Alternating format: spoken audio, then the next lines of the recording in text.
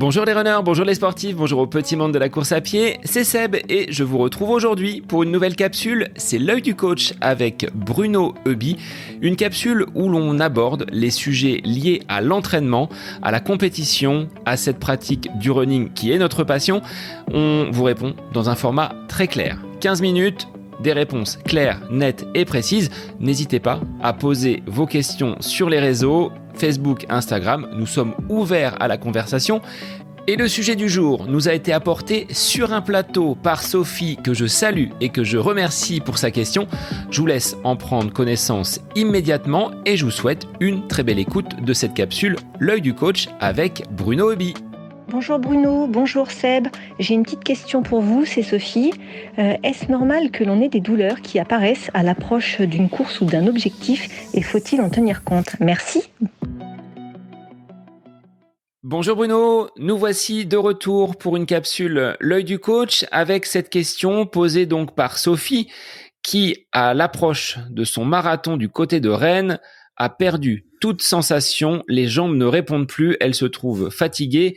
Je pense qu'on peut déceler une sorte d'anxiété. Est-ce que c'est tout à fait normal ou est-ce que on peut être inquiet pour Sophie? Bonjour Sébastien.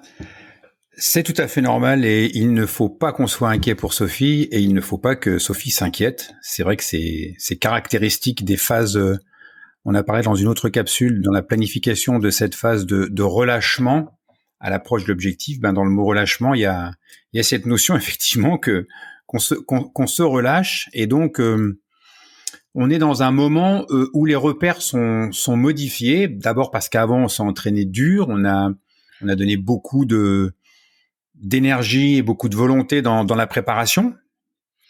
Et puis dans cette phase de relâchement, il y a moins d'intensité, il y a surtout moins de volume. Donc le corps est un peu perturbé, hein. On perd ses repères parce que l'entraînement était structuré avec des séances bien précises. Là, forcément, il y a un bouleversement des repères, des sensations, et du coup, on a cette impression de pas être bien, de ne pas avancer. C'est aussi pour ça que quand on fait une phase de relâchement avant l'objectif, on s'est aperçu qu'il faut surtout diminuer le volume. Moi, je conseille de vraiment diminuer drastiquement le volume, de manière déjà à bien récupérer et à bien pouvoir potentialiser tout ce qu'on a fait en entraînement, et de garder plutôt des séances axées sur l'intensité. Alors, on va pas faire des séances de fractionnés, mais on peut par exemple faire des 100 mètres, 10 fois 100 mètres à la place d'une séance de 20 fois 30. Donc, on reste sur quelque chose de dynamique, de tonique, et du coup, on garde quand même cette espèce de sensation qu'on a construite tout au long de la préparation. Donc la modification des repères par la baisse du volume d'entraînement, c'est quelque chose qui met à mal un peu les sensations, et donc c'est normal de se trouver en situation un peu difficile par rapport à ce ressenti. Donc faut pas s'en inquiéter. Après il y a aussi un phénomène un peu psychologique. On est tous touchés par ça, nous les sportifs, c'est que, et ça, je suis certain que ça a une influence. Je suis pas scientifique, j'ai pas fait d'études là-dessus, mais je suis certain par expérience que ça a une influence sur le mental. C'est que on est perturbé aussi de moins faire, de moins s'entraîner, et on a l'impression qu'on va tout perdre. Donc, on est encore plus centré sur ces sensations. On est encore plus attentif à tout ce que notre corps nous renvoie, et parfois, ce sont pas forcément des bonnes sensations. Alors, on pourrait dire, pour faire simple, qu'on psychote un peu, mais c'est pas loin d'être ça. En fait, cette période avant compétition, c'est vraiment une période un peu pour moi, de vulnérabilité du sportif, parce que l'environnement, parce que la nature de cette période fait que oui, on est un peu vulnérable, et c'est donc tout à fait normal d'être un peu perdu. Alors ça peut aller quand même relativement loin parce qu'on peut voir des sensations de douleur apparaître, des blessures qui vont se révéler. J'entendais un coureur dire à l'approche de la compétition, j'ai l'ischio qui commence à siffler un petit peu. Alors hop, je vais mettre un strap histoire de me rassurer un petit peu, et finalement derrière il a pu faire sa course sans que ça pose de soucis. Donc là c'est le corps qui parle et qui nous renvoie peut-être ce que tu disais, hein, ces émotions, cette vulnérabilité par rapport à l'approche de la compétition. Oui, c'est ça. Alors c'est peut-être un raccourci rapide, hein, de dire qu'on psychote, mais je crois vraiment que c'est le cerveau, et Et c'est toute cette partie psychologique de la préparation, enfin tous ces aspects psychologiques de l'entraînement qui font que oui, on sent des douleurs, on voit apparaître des choses, on est très centré sur certaines parties de son corps et du coup, je vais pas dire qu'on a pas mal et qu'on sent qu'on a mal, mais on est un peu quand même. C'est pas le malade imaginaire, mais quelque part il y a un peu de ça. Et peut-être que justement c'est important d'en parler à l'entraîneur, d'aller voir un sophrologue ou un psychologue, enfin de se livrer sur toute cette période un petit peu compliquée pour parler, pour mettre des mots là-dessus et puis libérer les tensions et libérer toute cette angoisse qui peut légitimement apparaître à quelques jours de l'objectif. On s'est préparé dur, on a beaucoup investi et donc c'est normal qu'on ne soit pas forcément dans les meilleures dispositions psychologiques. Donc il faut peut-être prévenir également son entourage. Si on peut être un petit peu à cran, un petit peu fatigué, un petit peu aigri à l'approche d'une compétition, de nous rassurer, de nous épauler. Cet appel, je pense à quelqu'un de l'extérieur, sophrologue, quelqu'un qui va peut-être en hypnothérapie nous préparer à visualiser le parcours, à visualiser cette fin de cycle, parce qu'il y a aussi le fait d'arriver à la fin d'un cycle d'entraînement, on se dit qu'est-ce que je vais faire derrière? Est-ce que je vais pas réussir, échouer? C'est beaucoup de questions pour l'athlète. Un appel extérieur, ça peut être, je pense, une bonne opportunité pour se confier si on n'ose pas le faire à ses proches. Ouais, c'est ça. C'est surtout qu'on va avoir un regard neutre, on va avoir un regard objectif, parce que si un proche nous dit mais ça va aller, t'inquiète, t'es fort, tu t'es bien entraîné. Je vais pas dire que ça sert à rien, parce que forcément c'est des paroles qui font plaisir, mais on sait très bien que les proches vont essayer de nous rassurer. Donc prendre quelqu'un qui a plus de recul, qui est plus scientifique, qui va avoir un regard extérieur, ça peut permettre de construire quelque chose de plus solide et qui va impacter en fait les conseils qu'on va recevoir. Quels seraient tes mots, Bruno, à un athlète qui te dit là, ça va pas, j'ai mal partout. Les dernières séances, je ne les ai pas passées aux allures comme c'était prévu. Comment tu vas pouvoir remonter le moral d'un de tes athlètes? Alors moi, je leur explique justement ce qu'on vient de dire là, c'est-à-dire que c'est normal. Les sensations. Enfin, je ne vais pas dire que toutes les semaines j'ai ce cas de figure, parce j'entraîne pas des gens qui ont des compétitions toutes les semaines, mais là, par exemple, il y a un week-end un peu intense avec des compétitions où on a encore plus peur. Là, il y a les 100 km d'Amiens qui auront lieu demain à l'heure où on enregistre, où forcément, là, on a peur. 100 km, on se lance dans l'inconnu pour certains. Donc, il y a forcément une part d'angoisse qui est importante. Et moi, ce que j'essaye de dire aux gens, c'est que c'est normal. C'est normal d'être inquiet, c'est normal de ne pas être sûr de soi. C'est l'inverse qui ne serait pas normal. Il y aura une forme d'inconscience quelque part. Donc, c'est aussi parce que ça fait peur qu'on se lance. Donc, cette part de peur qu'on peut ressentir et les influences que ça peut avoir sur le plan psychologique, mais aussi parfois physique, elles sont normales et il faut faire avec. Après, moi, ce que je répète souvent aux sportifs, c'est que et ce que j'essaye de faire en leur apportant, c'est d'avoir construit une certaine confiance en se préparant. Je crois que c'est Arthur Ashe, alors j'ai pas la citation par cœur, je me rappelle jamais, mais qui explique ça, qui explique que la confiance, elle se construit sur la préparation. Si on s'est bien préparé, si on a respecté le plan à la lettre, si on a respecté les allures, on peut être confiant, on peut avoir cette confiance en soi. Donc je pense que la confiance, elle se bâtit aussi sur ces semaines d'entraînement. Voilà, moi je leur dis toujours, voilà, tu t'es bien entraîné, t'as donné tout ce que tu pouvais donner, t'as respecté les allures, le plan d'entraînement a été bien bouclé, t'es pas blessé. Tu peux légitimement te dire que t'as tout fait pour que ça fonctionne bien. Ça ne veut pas dire que le jour J, ça fonctionnera bien. C'est pas l'assurance tout risque. Mais en tout cas, ça permet d'arriver avec une certaine confiance en soi. Et donc, essayer de bâtir cette confiance sur se dire, voilà, oui, rappelle-toi, il y a 3 semaines, cette séance test qu'on a faite, ta dernière sortie longue, elle est bien passée. Donc, tu es en forme. Il faut que tu aies confiance en toi et il faut que tu aies conscience que ce ne sont pas les quelques petites séances et les quelques sensations que tu as qui doivent d'ailleurs détruire toute la confiance que tu as accumulée semaine après semaine et qui doivent te mettre en difficulté par rapport à l'objectif. Donc reste focus sur ce que tu sais faire, respecter l'allure spécifique au départ de la course. Moi je dis toujours, les dernières séances, c'est comme un pianiste qui répète ses gammes. Donc on répète les gammes, on joue les yeux fermés pour que le jour J, on soit incapable justement de répéter ce qu'on a appris et de jouer la partition sans fausse note. La compétition, c'est jouer la partition sans fausse note, mais à condition d'avoir répété. Ça crée de la confiance et généralement les athlètes en conviennent. Et du coup, ça rebooste un peu le moral. Cette anxiété, elle peut se poursuivre jusqu'à quelques encablures de la ligne de départ. Je me rappelle il y a 1 an avoir pris part aux 10 km de l'Indien, donc du côté d'Orléans, qui était mon objectif majeur de l'automne, avec une boule au ventre et des sensations, mais qui étaient calamiteuses à l'échauffement. Est-ce que là, il faut encore s'inquiéter ou est-ce que une fois que l'on va être lancé, respecter ses allures dès les premiers hectomètres, on peut légitimement garder confiance, même si l'échauffement, là, on est tout proche du départ de la course, n'est pas optimum? Oui, parce que là, je parle à titre personnel, mais mon cas n'est pas unique, mon cas n'est pas isolé.